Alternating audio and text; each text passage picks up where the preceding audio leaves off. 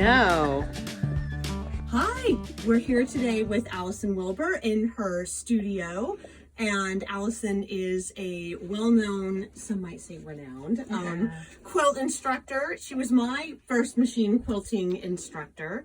And she is a fabulous artist. She does textile art. She also, I know, does painting. You do all kinds of things. I mean, she's just a very well-rounded, very creative person, and we're lucky to have her in our lives. She's an inspiration to many, and we're thrilled to be here in your home studio. So do you want to give us like a little tour around? Sure. Okay. So, Haley and I were talking because I've had studios outside the house, but when we originally bought the house, we were thinking of this space for the studio because I have a long arm, which is about, 12 feet long, and so it needs a long space for that. This room is perfect. I can also store all my thread and my fabric in here, and my quilts are in this armoire. And so lots of storage space is really helpful. So everybody has their different way of dividing up their fabric. Mine are in like Asian inspired prints, and these are shibori. These are indigos. Over here are hand dyes. More fabric than I'll ever be able to use, but I'm sure going to enjoy trying. Now, as a non-quilter, I must ask, what is the primary fiber content? Yeah, so it's all dressmaker weight cotton. And do you ever deviate or? Yeah, in the other room I have stored my silks, my jacquards, my brocades. I have other kind of fabrics in there. Nice. And then there are other like fiber kind of things and all sorts of other stuff that you can add on top. Right. Embellishments. Yeah. Embellishments. Yeah. Okay. Yeah. I know you have a couple things going on. You just come back from a wonderful, basically as I saw your booty and loot textile tour of Japan, and you're also preparing for a solo show this fall, this winter, fall, this November fall. and December. And where is that going to be? It's at the Audubon Society in Bristol, Rhode Island. Okay, great. Yep. I'm like so excited for you. We interrupt your regularly scheduled programming with breaking news. You won't have to wait until this fall to see Allison Wilbur's solo show. She's showing her beautiful work right now at Blythewald Mansion in Bristol, Rhode Island. So head on over to Blythewald to take a peek at this incredible art by an incredible artist. And I know that you're excited too.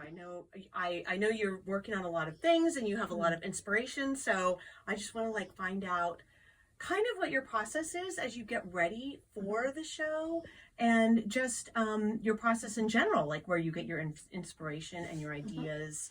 And do you work on your own? Do you collaborate? What do you like to do? Yeah. So the Audubon show is great because it brings together. I love being outside, gardening, birding. Been a birder my whole life. We live next to a beautiful field that I walk in almost every day and watch the seasons change. And so I already have a lot of quilts that have birds in them. So I have an owl, an egret, hummingbirds, a number of other things. And so now I'm ready to branch out into bugs. Because when I was in Japan, I went into a bug museum, and the bugs were just phenomenal. And I remember encountering a lot of them when I lived in Japan in the early 80s. Well, I wanted to show. Yeah, Look at the how scale of that is big just... those bugs are. There was one night when they were on a screen door, and I just thought, nobody open that door. Because it's sort of like, Mothra and Godzilla. But I love all the different forms.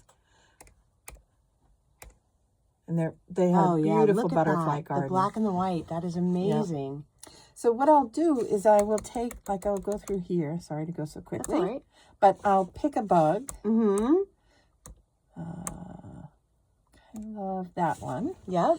And then I would probably move to my sketchbook. So I have a sketchbook where I have a whole lot of sketchbooks. So you can see this was my beginning thoughts on the Blue Jay quilt that I have. Yep. Jellyfish. That was a quilt about stop hate. Some of them are traditional ideas, all sorts of things. So Right. what I'll do is I'll go into here and I will start by doing a sketch of this. And then I'm really excited to use some of the fabrics that I brought back from Japan. Yeah. And so I thought these would be really neat backgrounds. Mm-hmm. So each one will end up, maybe like I might combine these two. I want to have them come out about 14 inches square. So these will be the backgrounds. And then on top of these backgrounds, I'm going to create bugs. And so we also went to a town called Arimatsu where they do shibori dyeing. And one of their techniques that they use is they tie knots to create these circle patterns. And when I look at these, I think, oh, look, that's a flower, but it's also like a dragonfly wing. So even though it seems somewhat wasteful, I will probably cut up some of these.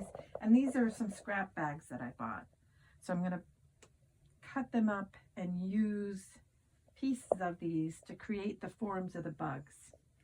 I also am hoping to use some of the embellishments I have. I have all sorts of laces and appliques and buttons and trims, and start using more of these kinds of things to create the three-dimensional parts of the bugs, to make them really feel like they're kind of coming right off of the fabric. More wings. But again, of things. I was going to Yeah. say, look at those Yes. dragonfly wings there. I could do like how many dragonflies? Yep. And the texture in here looks just, yeah. Very Yeah.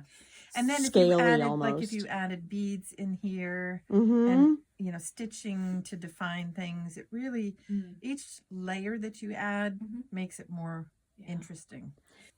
I love that. Yeah. And then there'll be hand stitched and machine quilted and all sorts of things. I just had a question I thought would be good to ask. Now, you're making a body of work Yeah. to be like one show, one body. Yep. Is there going to be, like, besides them being bugs, is there going to be like certain visual cohesion either in your, like, you have a lot of different materials here. Is there one kind of thing that's going to be in each piece maybe to kind of visually think link them? Not in this case. Okay. I think the show is going to be comprised of some birds. And then this quilt over here that I've been working on for the last year, it's my pollinator quilt. So it's like all the different colors in the garden, and then butterflies around. And if I can, I've got some wooden stamps that have bees on it. So I want to figure out how to put some bees and wasps on it. Okay. So that it talks about the garden overall. So the theme is more the garden, the Audubon, that nature than a But you material. want each bug to kind of have its own. Yeah, because I want to personality. try all sorts of different techniques. One of the things we did in Japan was we took hot wax and painted it onto cotton fabric and then dipped that into dye, and then the wax resist came out white. Mm-hmm. And then, I could then go back in and paint that or leave it white or whatever. So I want to try one with that technique. And there are other techniques that I want to try. I see. And Okay. so it will be like the theme of bug will run through that set of quilts, but they'll each be different. That's a really good insight in your work, though, in that it is technique driven. Yes. Very much technique driven. Yeah. Yeah. I once had the critique that I did not have a particular voice or style, and I thought, that's okay. I'm having really fun playing around, and I'm here to do this for me, not for an audience. Do you find most satisfaction? Well, you probably find satisfaction from a lot of things, but a lot of satisfaction from like mastering a technique. It kind of depends. So during times of stress, I tend to go to piecing, and the more stressful, the smaller the pieces. So it's a way of just sort of ordering the world and calming things down. And like a quilt, like say this one, although I know you're going to add embellishment to it, is this utilitarian? Is this to be used? It's such an interesting question. I do make a lot of utilitarian quilts, and they are still full of color and interesting piecing and all sorts of things. The reason I hesitate on this one is because there's so much white on it. Yeah. Okay, because practical. yeah. Well, and I think, like, just in terms of rug making, people always say, talk about how they could absolutely be used on the floor, and people go, but I would not. I would not step on that. Right, so exactly. A lot of my more commercial type work, which I know is different than this, lives in that place too. Yeah. And also it's, it's sort of a matter of, there are a couple of other things, like how many hours did you spend on it? And if you really priced it out, nobody could afford it, you know? That's also like no longer in the blanket category. Right. But then again, it's so big that unless you put it on a bed, nobody has a wall big enough to hang it. Sure. But people sell really large paintings too, so don't discount that. Yes. Have you, just because it's like birds and bees and flowers, when you display it, will you have control over the how it's displayed? Like I can almost picture things hanging in front of this as if you're seeing the birds and the bees. The birds and the bees. As it may be. Or have you thought about doing anything maybe like 3-dimensional or anything where you could maybe have depth as you look through some of the, I don't know. I just feel there's such a sense of movement, I think. I've thought, I actually have an idea for a piece in my mind. Where it's sheer fabrics, the bugs on it and layered through. Like that would be farther down the road. When you do the bugs, will you mostly be working with the fabrics that you got in Japan? You want to keep that theme with the bugs are going to be done in the Japanese fabrics? Yeah, it's nice to have some confining parameters because it gives you sort of that base structure to work on. Right. It's difficult if you have, it's like going into a quilt shop with so much fabric. Have you ever done that? Never. It becomes so overwhelming that you can't decide what you I'm want. a firm believer in giving myself some, okay, you're going to try and do this with this many things or that many. I usually break that, but it's a starting place. It's overwhelming if you don't have that. Now, just to give the people an idea, because we have people who aren't quilters who are going to see this, just so that they understand and have an appreciation about, by the time this piece is finished, and I know it's really hard to put an hour time on it, but how many hours when it's all done are you going to long arm it? Like how many hours do you think you will have put in to that quilt? Because you mentioned you've been working on it for the past year, so I know it's been on and off. We took care of my dad, who was living at home with us and had a lot of health challenges in the end. So I would come in here and I would piece, and I'd say maybe each of those flowers would take an hour to piece. Then the little borders, those go way slower. The butterflies went a little slower. It's hundreds of hours by the time it's done. And that's why And you've hand stitched the antenna onto each butterfly. And and then I unstitched it and restitched it because I didn't like the way it looked. Oh my gosh. So it really is priceless. When you say something's priceless, it really, if you were to add up all those hours, it really is a priceless work of art. After you come in here and work, when you're feeling that feeling, and like you said, the piecing gives you a sense of order, I would assume control, because I know that's how I roll. Do you, when you step back out of your studio, even if it's only been like an hour or two, do you feel lighter? Do you feel a difference? Oh yeah. And I think my whole family, I think, would say it too. So it really is. People joke and they have those bumper stickers, quilting is my therapy. But it is, I think, whatever your creative pursuit is, it is absolutely true. And the other thing I would say is, in the bugs, I am trying to move away from that. Order, control, regularity, symmetry. It is, in the quilt world, being precise is free. You can be really precise and it comes out beautifully and you don't have to redo it, and you look at it and you love it. But in the art quilt world, I want to be irregular, unfinished, stitching shows, uneven. It's a lot, where does nature lie? Is nature really disordered?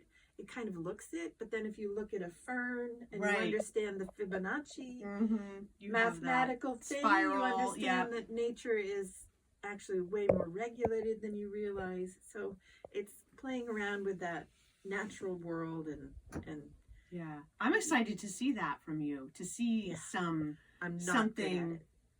I'm very bad. Well, I mean, I think it's going to be exciting, though. I think that's what's going to make it really exciting. Yeah. And I think, people are going to go in and see it and be like, oh my gosh. Yeah.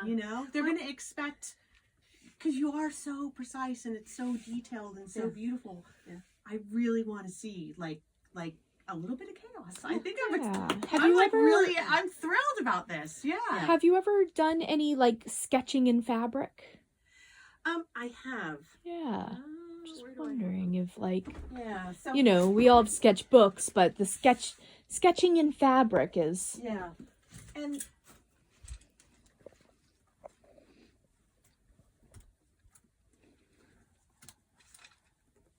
look at all these amazing things you're thumbing through.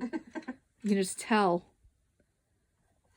so Rhode Island Threads, which is the art quilt group that Liz and I are both a part of. Yeah. We do these like 12 to 13 inch size. Now this is not a sketch. This was really you can developed tell one. is. This was this is the screech owl that lives near us. Oh, and see it what was you're doing there. painted with dye and then machine quilted on it. And I was just trying it out. Yeah. I don't like the way he came out, but when you're working in this size, You and the can afford to do dimensionality. and if you're working in this size, it's not like it's not taking hundreds of hours. Are these the size that your bugs are going to be? Yeah, around this size. Around this Yep. size. That seems And manageable. Yeah. I was trying that's to beautiful. figure out if so this is a whole cloth quilt. Mm-hmm. It's just one piece of fabric and then I painted on it. Oh, But my question was, I was planning a quilt and I wanted to know if the paint would cover the fabric completely. And it did. This pearlescent fabric paint from Pro Chem in Fall River. So this Gives a really opaque. these browns and golds are over this Yes, black. it's That's over the black. Amazing. And the That's black- amazing. Yeah. It doesn't show through at all. And so this was my little test. And I like also right love here, to you'd see. think you would see like a shadow, Yeah, and you really no, don't. that's Go Pro-Chem. so Yeah. Pro Yeah. Chem pearlescent paints Yeah, are. and they have to be the opaque Did ones. you paint this as well? No, this is just a commercial fabric. That's a beautiful commercial fabric, Yeah. but I think it's also accentuated by the way you Stitched on stitched it. Yeah. into it. So Yeah. very beautiful piece. Yeah. And then this one was just, sometimes I'll do one to try a technique. So I was starting to do this trapunto. You can see that it's kind of puffy. Yes. And so there's an extra layer of batting in there. And this is mostly the color that was in the fabric. But then there's a little bit of using markers on there. And then stitching to make a shadow. Oh, yeah. And then this is an even simpler one. This was like just a basic landscape. Yeah. And trying the tree and, trying not to spend a lot of time on it. The same with this one. I was going to teach a class in it. And then I decided, no, there's too much. You have to teach people about composition and color and all sorts of things. For sure. And so I just said no. And then this was just some jellyfish because I had been at a aquarium out in Portland. And Oregon. you painted From- these guys on here. Oregon. Yep, and then these are Nice. painted on, and this is couched on fibers, and then there's lots of beads in here. So it was just playing around. And this was a hand-dyed piece of fabric in the back. That was Look, just a bug. I know. Yeah. yeah, that was like early version of bugs. Yeah. And I just stitched over an existing, like the whole design was in the fabric already. Sure. And I wanted to see if I wanted to do thread painting. I don't. This took like I love how you added the like blue 7 or 8 here. hours Yeah. to stitch this. I And, bet. Yeah. I'm just, that's Let me too just- much time. get a sense of it here, how many little stitches are on that butterfly. But I also made the fabric in the back with rubbing plates and Shiva paint sticks, so it was really fun to create a fabric and then have something to do with it. And then that's my unhappy bird quilt. It's called The Last Supper. Because you see these photographs of them eating the those plastics. birds that have eaten all the plastics. Yeah. Yeah, so that's the Does it kind size. of give us a sense of maybe your approach when you do the bugs? Yes, Like a little more experimental, lots of different techniques. Yes, and lots of stuff added into it. Right. Great. Thank you for pulling those out and showing us. After you have your Audubon show, what do you have coming up in the future? Are you looking to do more shows? Do you want to show independently as part of a group? Are you going to be teaching? I mean, these are all things you've done in the past, and I don't know what your future looks like, and I'd love to know. Yeah, well, it's really nice because I had the ability to sit back and look and think about, teaching, lecturing, curating exhibits, solo exhibits, all the different possibilities, and I really would like to focus on solo exhibits. So first I'm going to do this one, do it right, and then work on getting more solo exhibits. Right. Because I've curated a lot of exhibits in the past, and the group Can exhibits. you tell us some of the shows you've curated? I just want people to know, like, Allison is an incredible curator, and I'm glad to see you working on your own things, but you definitely have a gift for bringing people together and letting their work shine, and also just really helping, I think, artists to feel empowered. And I think that when you curate, I don't even know if you realize that gift you're giving to people as you do it, but it really is a gift that you have and that you extend to others. So I know you want to work on your own stuff, and I get that, but I have a lot of respect for that. It's an approach that I've tried to bring into curating exhibits, is that from the very beginning we had a lot of exhibits that were open to anyone and that opened up at venues like the United Nations in Geneva. And so they were in really high profile places, but it mattered more the message that people were giving, and this is women talking about topics that are important to women around the world. So health matters, clean water, solar power, peace and security, all sorts of topics like that. Quilt for Change was a great experience for 10 years. We did, I'm going to say, 5 major exhibits that traveled overseas and across the U.S. So they brought these ideas to women all across the U.S. Quilting communities can be really conservative, so it was a great way of starting conversations about things that people might not have thought about. And for me personally, it's been an opportunity to meet artists that I really admire and love. And so the last major exhibit I did at the Clinton Presidential Library on women's votes, women's voices, women's rights, I was working with Alita Black, who's an Eleanor Roosevelt historian and an archivist for Hillary Clinton, and the artists all focused on different historical aspects of women gaining the right to vote through the whole process.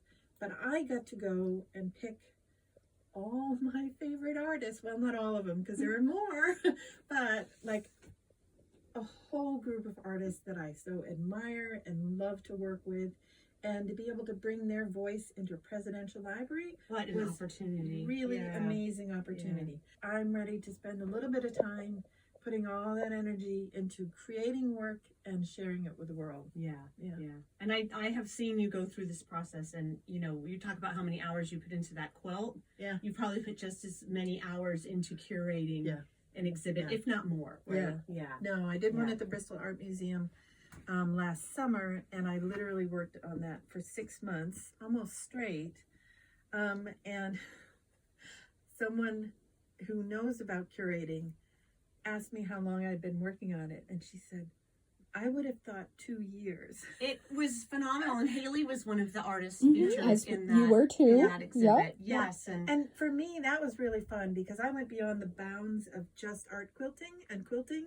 I went into rug hooking Mm-hmm. and Right. all All sorts textiles. of weaving and so it was Yeah. an opportunity for me to go and meet everybody at their studio and to see how they work and to broaden how I think about fiber and textiles. Right. So. And you took things that weren't necessarily fiber and textiles, but were used in a medium like crochet or weaving that is traditionally fiber and textiles, you know, and then people are doing it with metal. And I love that you incorporated some pieces like that. So you played with those boundaries as well, you know, the process versus the material. Yeah.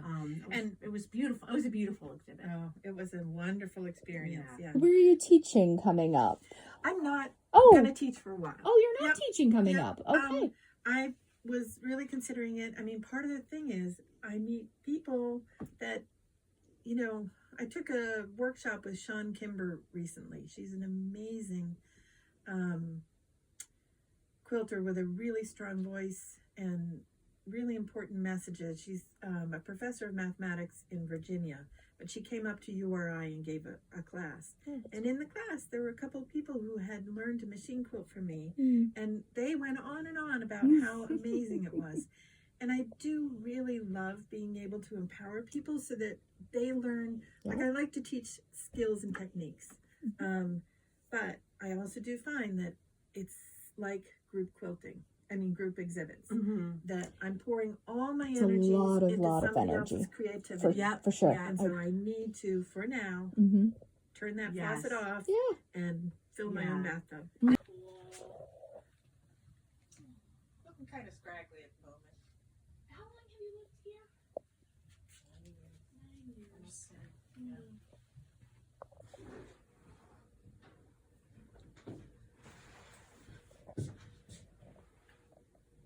I love how intense his face is. Yeah. Okay. I'd love to know where people can maybe find your portfolio or look at your work online, Instagram, anything like that. I'm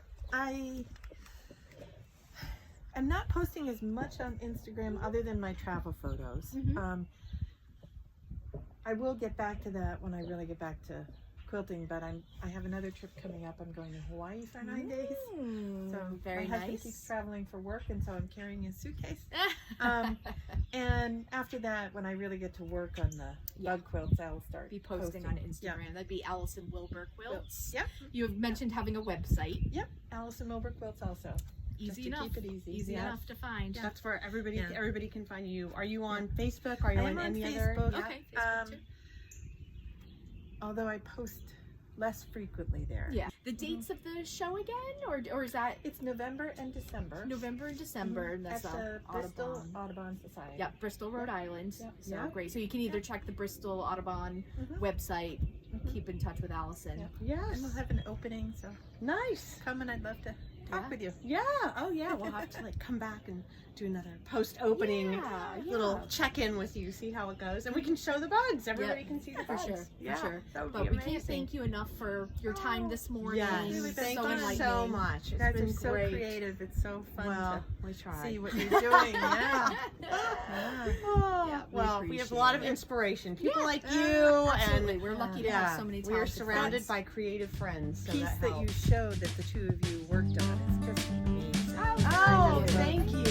Yeah. Awesome. Thank you for allowing us into your home as well, because and your world. Yes, Take a little One more peek at the field. It's just the green is just starting to pop on the trees.